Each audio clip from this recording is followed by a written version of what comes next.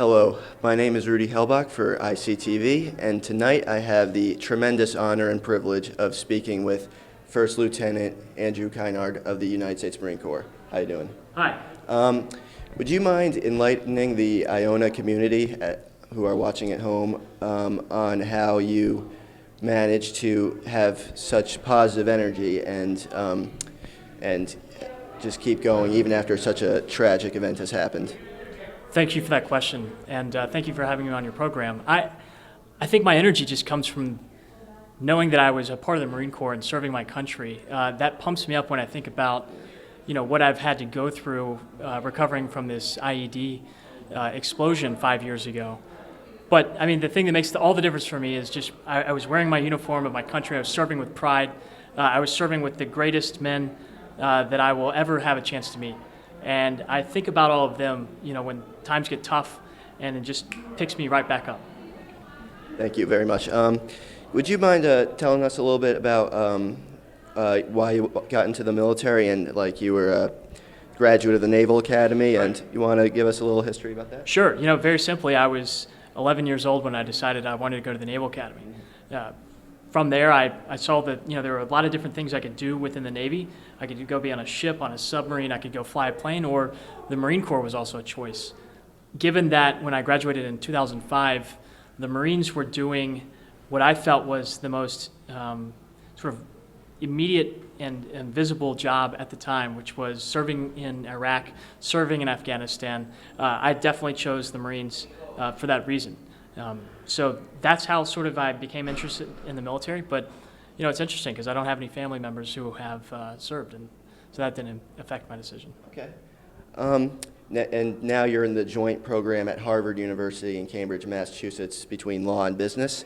Do you want to tell us a little bit about that and how you got involved with that program? It's very impressive how anyone's able to pull that off nowadays.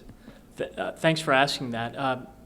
I was recovering at Walter Reed Hospital doing physical therapy one day when a Harvard Law School alum walked by my mat, and we struck up a conversation.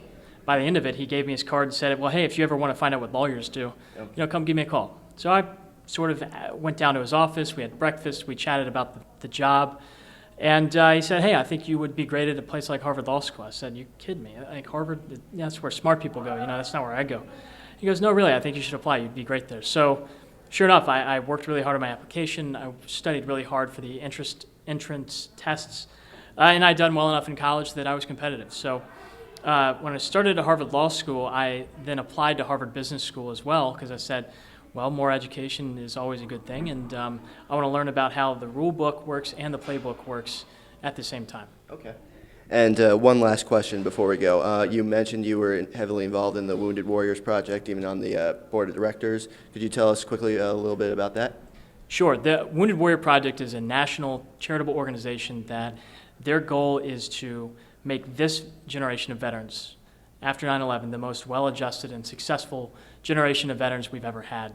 So what they do to accomplish that is offer programs and supports to injured veterans, to very injured veterans like myself, and to those who are now dealing with,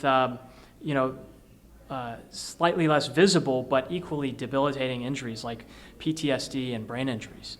And so what I did in that capacity was I was part of the group of people that oversee, sort of make the strategic decisions. Who are we going to serve? How are we going to pass this budget? We've got a limited amount of money. How are we going to spend it? That makes the most impact for reaching our goals. Okay. And once again, Lieutenant, thank you very much for your service and for coming in tonight. This country cannot operate without heroes like you doing what you do during the war and after. Thank you very much. Thank you so much for having me.